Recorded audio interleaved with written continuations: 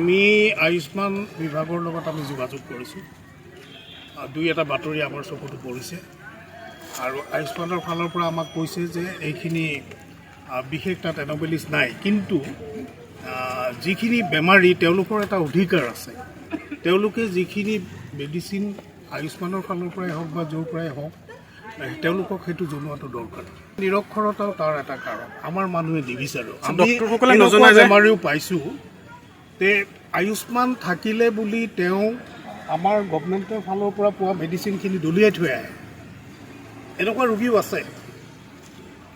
আমাৰ হস্পিটেলত পোৱা মেডিচিনখিনি তেওঁলোকে আয়ুষ্মান কাৰ্ডৰ পৰা বাহিৰৰ পৰা ল'ব নালাগে আমাৰ মতে, কাৰণ আমাৰ যিখিনি চৰকাৰীভাৱে ছাপ্লাই মেডিচিন সেইখিনি কোৱালিটি বহুত ওপৰত আমাৰ মতে আমি পাইছোঁ।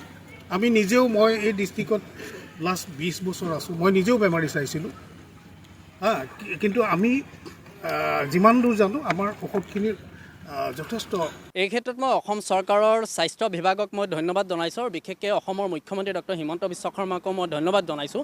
যদিও বিষয়টো অলপ পলম হৈছে, তথাপিতো তেওঁলোকে বিষয়টোৰ ক্ষেত্ৰত তেওঁলোকে কঠোৰভাৱে হস্তক্ষেপ গ্ৰহণ কৰাৰ বাবে মুখ্যমন্ত্ৰী বা অসম চৰকাৰক মই ধন্যবাদ জনাইছোঁ।